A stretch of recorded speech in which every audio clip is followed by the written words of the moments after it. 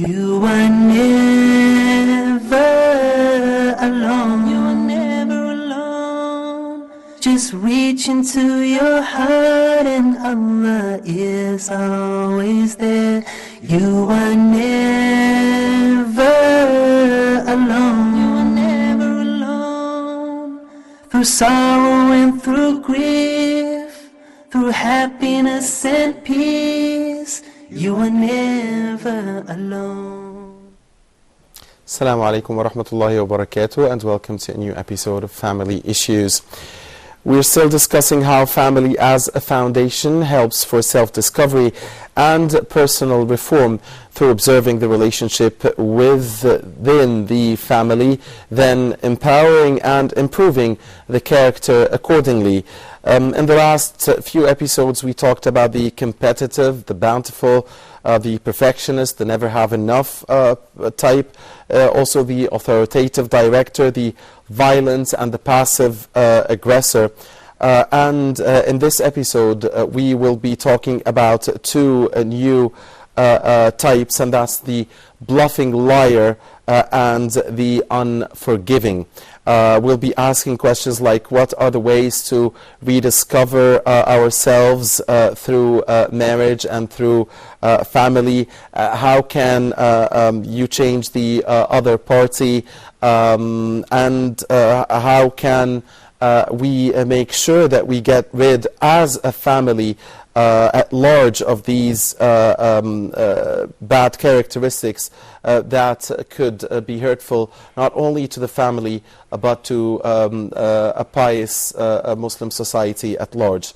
Allah subhanahu wa ta'ala says in the Holy Quran, وَقُلْ لِعِبَادِي يَقُولُوا الَّتِي هِيَ أَحْسَنُ إِنَّ الشَّيْطَانَ يَنزَغُ بَيْنَهُمْ إِنَّ الشَّيْطَانَ كَانَ لِلْإِنسَانِ عَدُوًّا مُبِينًا. And say to my slaves, i.e. the true believers of Islamic monotheism, and that they should only say those words that are the best, because shaitan or Satan verily sows states of conflict and disagreements among them. Surely shaitan or Satan is to man a plain enemy. And عن عائشة رضي الله عنها قالت قال رسول الله صلى الله عليه وسلم خيركم خيركم لأهله وأنا خيركم لأهلي. The Prophet, peace and blessings of Allah be upon him, used to advise us to improve our family relationships, and he remarked that the one who does so is the best amongst Muslims. On the authority of Aisha, may Allah be pleased with her, the Prophet ﷺ said, the best amongst you is who is the most kind to his wife, to his family, and I am the kindest amongst you to my wives. And also عن أبي هريرة ابن عبد الرحمن ابن صخر رضي الله تعالى عنه قال سمعت رسول الله صلى الله عليه وسلم يقول ما نهيتكم عنه فاجتنبوه وما أمرتكم به فأتوا منه ما استطعتم. And that's narrated by Bukhari and Muslim. Abu Huraira reported that he heard Allah's Messenger, peace be upon him, as saying, avoid that which I forbid you to do, and do that which I command you to do to the best of your capacity. We will be, as always, waiting for your live participation with us via your phone calls here on Family Issues, and also we'll be glad to receive your emails at familyissues@huda.tv, as your comments and your suggestions are always useful to us. With us to continue this series is Engineer Muhammad Sharafuddin, family and personal trainer and coach. Assalamu alaikum, Mr. Muhammad. Jazakumullah khairan. Thank you for being here. Wa alaikum assalam wa rahmatullahi wa barakatuh, and thank you for inviting me and for continuing this long story of personal improvement through marriage and the family, which I really like talking about. And we're all happy to listen to it. We hope our dear brothers and sisters are also finding this useful, inshallah. Before we get into the two types we're going to talk about in this episode, the bluffing liar and the unforgiving, just remind us of the theory itself. Actually, we always remind ourselves of the mission that we are created for in life, which is improving yourself and really finding the best in yourself and getting rid of the bad in yourself and getting rid of the bad characters and the negative emotions that you have, and improving yourself day by day until you meet God, Allah, in the end, inshallah, and on the way and the Sirat Mustaqim, which is the straight way to heaven, inshallah.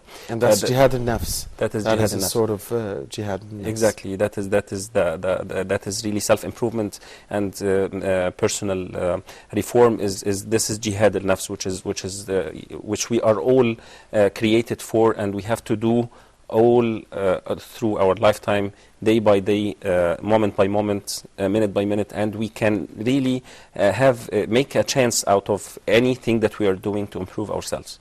I want to tell you something that even appearing here and in these episodes may have helped me to improve myself in lots of things. SubhanAllah. This is an opportunity for yourself to improve a way or another, to introduce yourself in a better way. So why not we can improve ourselves through our family, through our marriage, through being a positive member and a better parent, a better dad, a better partner and spouse to your wife, and why not seize the opportunity of marriage to improve yourself and find better ways of reforming? And this is the main theory of this part, that you have to fetch in yourself the bad characters and get rid of it through marriage and through your performance in your family. And this is the exact translation of خيركم خيركم لأهلي وأنا خيركم لأهلي. The best of you is the one who is best in his family, and I'm the best in your family, which is the saying of the Prophet Muhammad sallallahu alaihi wasallam. This is the true translation of this. If you are good within your family, when you're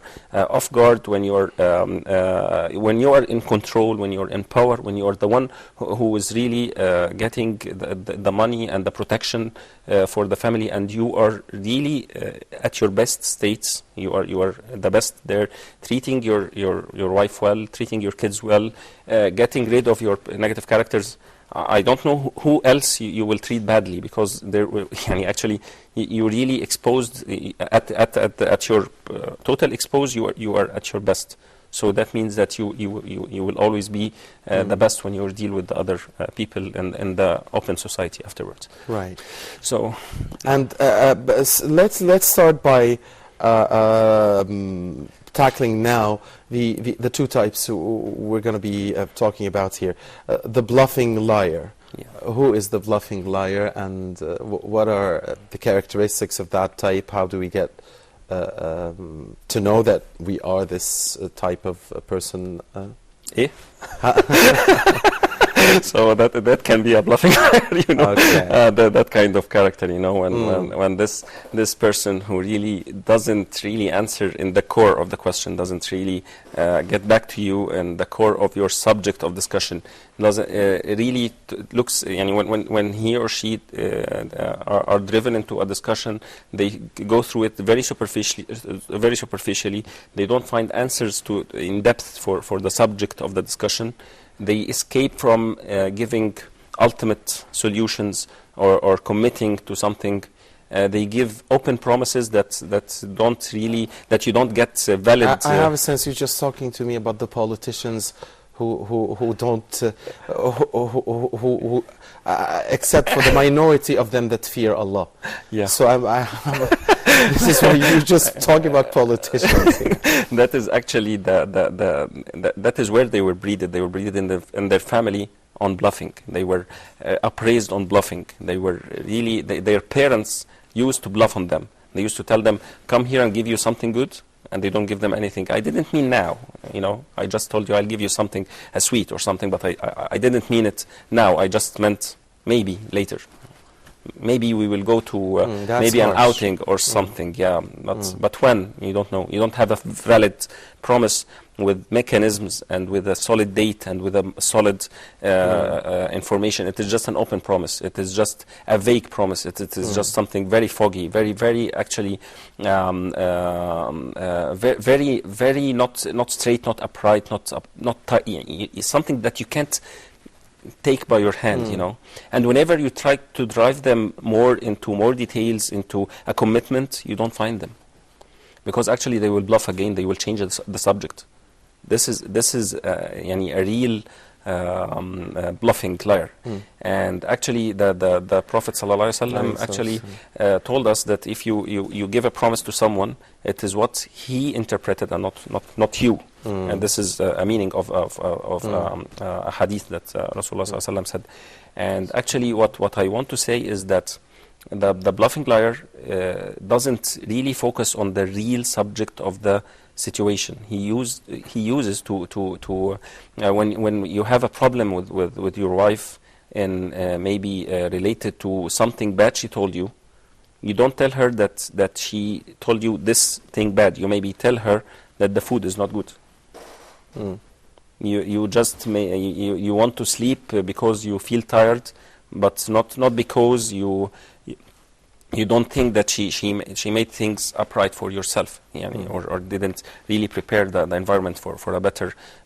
Maybe that's less harmful to your partner. So you'll find some people saying this because they would feel it's less harmful to their partner, and doing this once as a valid lying technique, it's okay, but doing it all the time, that you don't really refer to what is really making you mad, and what is making you sick, or what is making you really not happy. Okay, you just escape from the subject itself, and maybe if you want to go to bed together or something like this, you want to practice intimacy or something, say no, I want to walk now, I want to eat now, I want to. You give another meaning or another invalid argument, but just because you are not happy in your intimate life. You know, and this is something that people just escape from their intimacy. And don't tell me that there are as many bluffing liars in males as there are in females, because assumingly, I mean, just an assumption here, we don't want our sisters to get angry with us, but it's probably that, you know, the females would make the majority of this type. Is that the case? It is equally or is this likely. Harsh? No, it is equally likely, because lots of males, instead of improving their lives in their homes, and instead of making an extra effort to make their homes as sweet homes, they just escape from home, and they just stay longer hours at work. They go after work to meet their friends, and get late at night just to sleep, and wake up in the morning to go back to work. And just because they don't feel comfortable at home, they don't want to make it as a home sweet home. They don't want to really enjoy their moments with their family, with their spouses, with their kids. They don't like it, so they just escape from behind the fog, you know. Maybe they want, but maybe they have their reasons why they are escaping. Well, they actually, even if they have their reasons, they just escape behind the fogs. They don't tell. They even don't speak it out. They don't put a mechanism. They don't just sit, talk, and resolve the conflict. Maybe they've tried and they've given up. It's not enough. It's never enough. If you have a company and you're investing in it, you will not say this. If you're investing in it and it's not returning to you on your investments, the profits that you are funding, that you are expecting, then you will bring up an extra effort. You will fire some people. You will maybe do some organization. Maybe you say, yes, I did expect a 30% return year on year. It only got me 7%. That's fine. So I'll take it. I doubt that he gets the 7%. I believe that if he is measuring exactly what is the return from his home, and from an ethical point of view, from a values system point of view, from how his kids are enjoying the family and engaged in the family and absorbing the values, how they are appraising and developing throughout the mission of the house, and what is the objective of this house and this family, and he's not monitoring all of this very well, he will find in the end that because actually the family is is not like a company that returns money on you. It's a human-made company. It's something very humanistic. So the KPIs should be humanistic too. Should be values. It should be as I said now. So maybe he's not doing the right measurements, or his expectations are far below the normal standards. So this has to be faced off. This has to be faced off. If you're not happy at home, you have to face it off. You have to make a bold change. You have to start engaging in activities. You have to start facing your problems. Hiding behind mirrors, this will not help at all. This will increase the misery. Your wife will stay at home waiting for you. Why he's not spending time with me? Why he is, and maybe she herself will not face you with this problem, saying that you may be challenged at work, you may be having some serious challenges in your life. You want to feel happy, so she will leave you, spend more time with your friends and with your acquaintances, and maybe she will give up on asking you for more time. So for how do we herself and the discover family. that we have this bad characteristic, or that our partner or that one of our kids has it? Well, يعني, you have to stand up for yourself and ask, how much promises do I give and I deliver? What are what is the clear cuts that I give to my kids? What are the clear cuts that I give to my wife? What are the clear cuts commitments that I give to my home? And when يعني, did my kids give up on me? Are they giving up on me? It's very difficult for kids to give up on their parents. I mean, this rarely happens. Well, they hide themselves behind their mirrors. They go behind their PlayStations, behind their computers, behind their friends, behind their clubs, and they don't ask you for more. This is how they escape from you. And they just don't want to talk to you again. They just give you a kiss, a morning kiss and a night kiss, without asking you to have a decent discussion, or maybe asking about what happened for you in your life, and they don't engage you in their lives. They don't want to. If that happens, definitely something is wrong. Yeah, because actually you are a family that are hiding behind mirrors in this case. And in this case, you will find that each one in the family is isolated behind a certain mirror or something, that he doesn't want to take up the extra mile and challenge the situation of the family. Why so are what we happens not if bonded there are together? two bluffing liars? The partners. The partners, I believe that will have kids, bluffing liars, and it happens if the politicians are liars. You know, actually, if the political life is bluffing and lying, and if all the constitutions and the corporates are doing so, and the managers are breeded on bluffing on their employees, I believe that it's more likely to have the parents also bluffing liars, because they are used to that. This is the normal thing, that you don't give clear-cut promises, because nobody deserves clear-cut promises. However, you don't like to not have clear-cut promises on yourself, and you accept it for the others. And this doesn't work from an Islamic point of view, that we have to لا يؤمن أحدكم حتى يحب لأخيه ما يحب لنفسه. Nobody of you believes unless he likes for his brother or sister what he likes for himself. So if you don't like this on yourself, don't like it for the others. Of course. Start doing it for yourself and for the others. Commit and go forward. How do we avoid this in appraising our kids? Avoid seeing them getting this bad characteristic if one of the partners has it? I believe that it starts from the beginning. When you tell your kid, "Come here and I will give you something sweet," and this Prophet Muhammad ﷺ saw one of the men telling one of the kids, telling him, "Come here and I'll give you a date." And he told him, "Are you going to give him a date?" He told him, "Maybe no." I told him, "So why are you promising him?" So this is the teaching of the Prophet Muhammad ﷺ. You have to start when you tell your kids something, you get committed to this thing. Whatever the action seemed very little, and very small, but you have to commit to it. Also, Umar ibn Khattab radiallahu anh, when he was moving across the streets, he found a lady that was turning around a boiling and steam some water with some rocks and boiling them around, and her kids are crying from hunger.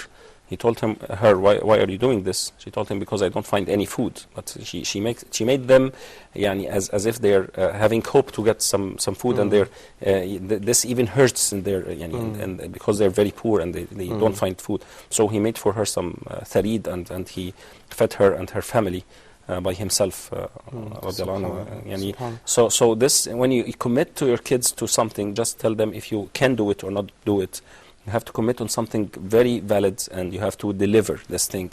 You have to build a commitment to it. You have to build a circle of trust. We remember the story also as well, that was about Al-Bukhari, that narrator of the hadith of Prophet Muhammad sallallahu alaihi wasallam, that when he was looking to make sure that one of the hadith is 100% reliable, looked at its narrators and those who related, and I believe that he discovered that one of them was tricking a camel into believing that he's going to feed him or he's going to make him drink. So he said that he cannot trust this man because he was tricking the camel. He's untrustworthy. Yeah. That's very true. Even with the camel. Yeah, subhanallah. It's if you commit to something, just and deliver. And we would assume, Mr. Muhammad, that we have to teach our kids also to stick to their promises. Yeah. Say, I'm going to do the homework, then you have to do it because you promised. Say, okay, over the weekend we're going to play with all the toys, but we're going to put them off for the weekdays. Then we also have to keep this in order, especially if you get the promise from a grown-up kid, I assume. That is very true, and actually it is, I prefer even for the kids and grown-up kids to sign contracts. You have to. It's very true. I believe that my mom did this to me, and thanks, mom. I believe that she's seeing me now because she records everything for every episode for me. And actually, my mom used to sign contracts with me, and it is very healthy to do it. And I saw that after I was I thought that this was very taboo, and it's very special that to happen with me when I was a kid. But when I was a grown up and I saw Dr. Phil McGraw asking the people to do so with their kids, and Stephen Covey asking the people to sign contracts with their teens, I found that she was up front and even up ahead in front of these two. She really started this with me even before. Commit to a contract with your teenager and let him sign something, a commitment on himself or herself to deliver some certain objectives per year, and daily promises and weekly promises, daily deliverables or weekly deliverables, and he will get maybe his wages, or what do they call the allowances, the allowances in front of this, and he will get so and so and so. Commit on yourself and let this time be a two parties contract. You will commit to the allowance, you will commit to giving him space in some areas, and he will commit to delivering you. And you have bonuses and you have penalty clauses and exactly. Why not? And this really I enjoyed it after maybe 2 or 3 years, but I didn't know that this is the most modern techniques in appraising teenagers. My mother did it, alhamdulillah. And it helps you to deliver a committed teenager,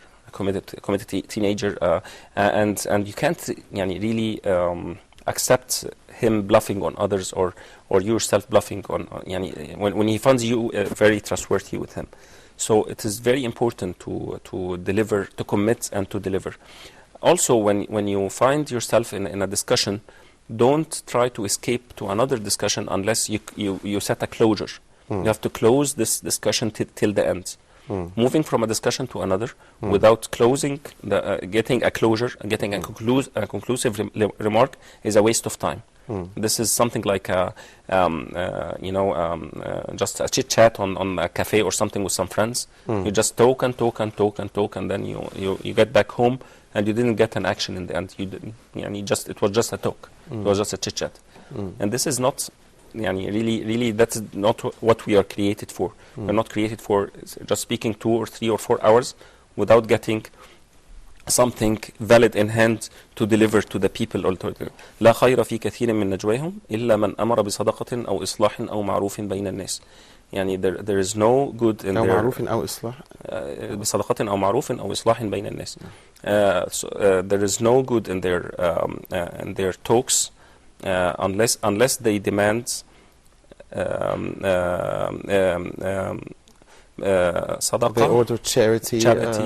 What is it, the standards and the values, right. And إصلاح بين الناس and reform.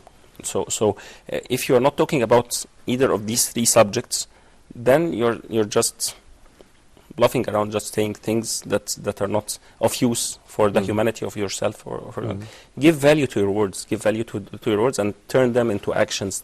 Turn them into deliverables, into valid deliverables. And always aim higher, because this is what will make you higher afterwards. And subhanAllah, I mean, the bluffing liar, I mean, just the bluffing and liar, I mean, just must be such a bad characteristic that we all must get rid of it if there is any percentage of it within us. And I mean, and when you talk about lying, I mean, lying is just basically the one thing that cannot be tolerated by Islam, and the Prophet ﷺ has made it clear to us in many of his hadith, warning from lying and warning from the fact that it is our tongue that could get us into hell, wal-'iyadhu billah, because of what we say and because of the lies that we could say. So just before we take a break, we will be talking about the unforgiving type, which is another bad characteristic in the second segment. So wrap up for us, please, in a minute. How do we train ourselves to get rid of this bad characteristic? You just have to make values to your words, turn them into actions. Just speak up what you can turn into actions and commitments. Commit to it and deliver. That's it. Okay. Mr. Muhammad, dear brothers and sisters, time now to take a short break here on family issues. When we come back, we will be discussing another character, and that is the unforgiving. Just by the name, is a terrible name. We'll be talking about how to discover that this is within us, even if it is within a very small percentage, how to get rid of it, how to deal with it within the family, so we all become forgiving persons and not unforgiving ones. Do stay with us. We'll be back momentarily, inshallah. Assalamu alaikum.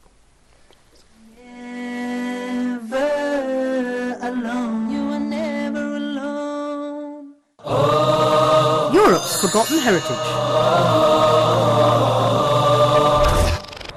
This is a sad reminder of the past history of the Muslims in the city.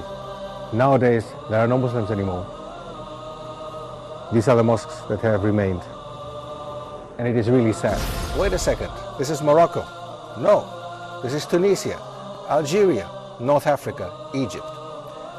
No, this is all Europe. And this is all part of Spain. Islam spread first in Africa, and then from Africa it came over to Europe, and then it did developing work in Europe. Now, we look the other way around nowadays. The compass was invented by the Muslims. Many important inventions came from the time of the Muslims on the Iberian Peninsula. Instead of people becoming less in battles, as we normally know, as we know in battles obviously people die, but no, what was happening? The Spaniards recognized and realized the superiority of the Muslims and the treatment that the Muslims gave to the Christians and the Jews in Spain at that time, that they happily accepted Islam, many of them. An Ottoman fountain, as we've seen it before in other places in Greece. Now, it has some Arabic on top, as well as it had some Arabic down, where the tap used to be, or where the water was coming out. Pack your bags, grab your passports and join Dr. Steph Karis as he takes us through Europe and rediscovers Europe's forgotten heritage. Only on Hoda TV. Tech Talk. We're going to look how to create a website and which Islamic websites to actually visit. What inspired you to create your own website? One of the challenges that we face every day, the site or the application should be accessible worldwide. I remember when I was younger, one of my friends asked me to convince his father to get him a desktop, even the laptop.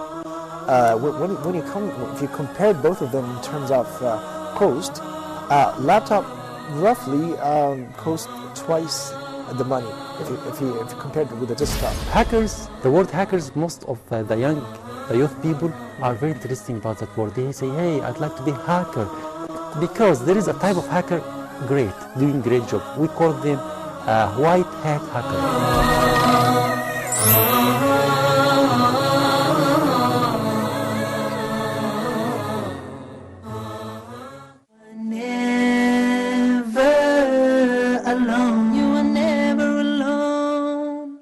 Assalamu alaikum wa rahmatullahi wa barakatuh, and welcome back. Mr. Muhammad, let's talk about that characteristic. I can't even say its name. It's such a terrible name, the unforgiving. That must be a very bad type. Well, it depends on, are you forgiving yourself or not? This is the main question. Yani, are you really fit to the community? Do you feel fit to the community? Do you feel fit on yourself? Do you really accept yourself from the beginning as a good citizen, and that you can contribute to the others, and you can really help the others to make a positive impact on the community? Do you feel yourself as something positive anywhere to anyone? If you don't really answer these questions correctly by yes, then you are not forgiving yourself, so you will not forgive the others. And you will always be in the loops of blaming all the circumstances, blaming yourself, blaming all the ones around you for the bad things that happen, and that and the pessimism will really, and the negativity will be a captive to this negativity and the pessimism. You will be a captive to the negativity, and I believe this was a term that was said before in the Prison Break by one of the characters, the captivity of negativity. You know, so I believe that this is the unforgiven. You don't forgive yourself. You don't forgive the community around you. You don't forgive the circumstances. You don't have faith that Allah wanted the best for you in the steps and in the outcoming of your lives and the results of your life. You don't find the good in them. You don't find the khair in them. You don't really feel that wellness. That you don't feel anything positive that you can contribute to society. It turns into insomnias, it turns into schizophrenias, it turns into very nasty psychological effects that happen with the people. Nightmares. You can be a captive of nightmares. You can be a captive of dizziness, all-day dizziness. The days pass by, one day by the other. All the days are looking like each other without any achievements. You blame your partner for everything that you have in your life. You blame your kids for everything bad that happened. You blame your parents that they brought you to life. Subhanallah. Because you don't forgive yourself, you can't forgive anybody. So this is the unforgiven. It's really something that those who are captive of their negativity, I believe that it is very hard for themselves to see it. So obviously the best way to combat this bad characteristic is precaution from the very beginning. So how does it happen? Well, actually, to fight this, you have to look positively into life. You have to really start having faith in Allah, having a different outlook to life, to look into, to set a different vision, a positive vision, to really understand that وَلَقَدْ خَلَقْنَا الْإِنسَانَ فِي أَحْسَنِ تَقْوِيمٍ. you have to understand that you are created on the best ever, and you can deliver the best ever. Yani this is something that you were created for a good reason in life, and you have to achieve this mission, and you have to understand your role and start doing it. Once you start doing it, you will get results. You have to start moving, and once you start moving, you will get the results in your life. It turns out to be faith, to understand the true thing, the true value of faith, the true value of positivity. خلقنا الإنسان في أحسن تقويم ثم رددناه أسفل سافلين إلا الذين آمنوا وعملوا الصالحات. Exactly. It's then he was turned into the least of and the worst. إلا الذين آمنوا. It's just those who have faith.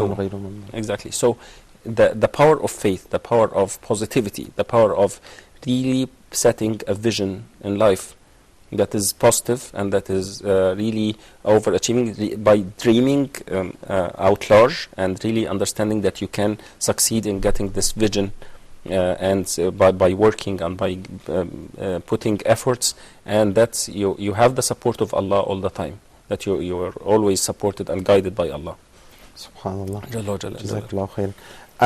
If one of the partners discovers that the other is in that state, what does he or she do to help?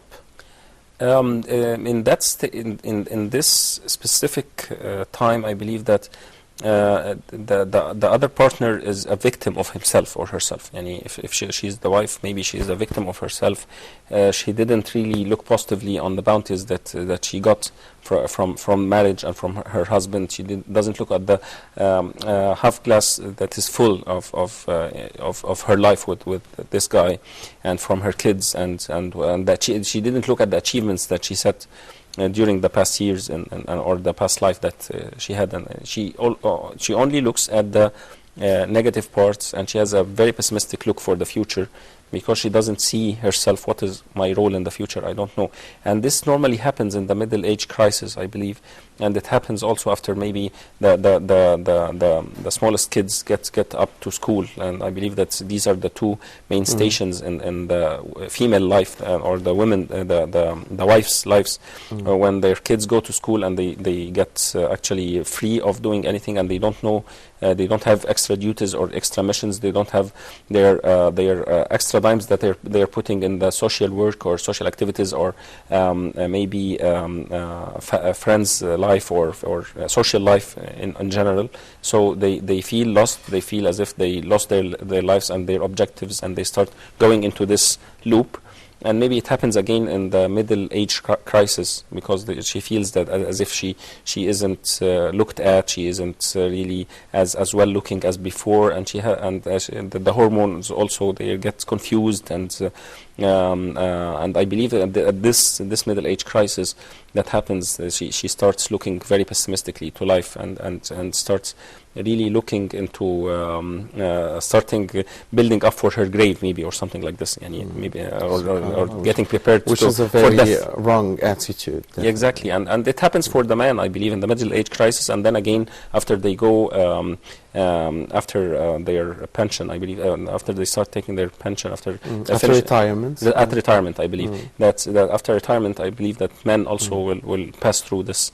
These are the two main stations, and the male or the husband life, when they feel that they're if he hangs all his life on his work, and his work was his main pillar of life, and he finds it ended by retirement, then he feels as if he lost his mission in life. So he feels like he wants to really go into a very pessimistic view or something. So in these main four stations, and maybe in other stations in life, maybe one of them loses a parent or something, or loses a dear brother or sister or something like this. Sometimes these things happen, and it impacts or maybe one of their kids maybe took the road of maybe taking drugs or something like this, or maybe took a wrong road away from being a good kid or a good teenager, or have some problems as losing a kid or something like this. These are all many circumstances that lets sometimes one blames himself or herself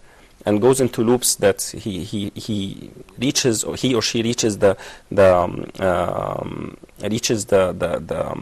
effect of not being forgiving himself or the community around him, because he doesn't feel well. He doesn't feel that I'm a good thing, that thing happened because I'm bad, because I'm the reason for this. Everybody around me is also a reason. We are all bad. We are not. And as you stated, it's strong from the religious point of view as well, to have this attitude. Exactly. Not only from the psychological or the psychologically healthy point of view. Exactly. Because actually your mission in life is not just work, it's not just your husband or your kids, or it is, your mission in life is much bigger. You are just being created there for a reason that you have to discover and you have to work for 24/7. If you have kids, you will imply extra work for the kids. If you have a husband or a wife, you will imply extra work. If you have a job, you will have to imply extra work. But your mission is always going on, and it doesn't stop. If you are not after your mission in life, if you're not after what is your fingerprint in your life, what is that you are achieving, and what is that the people will be expecting from you as a person, then you are, after all, you will be a subject of getting into these loops. We are khulafa Allah fil ard. We Exactly.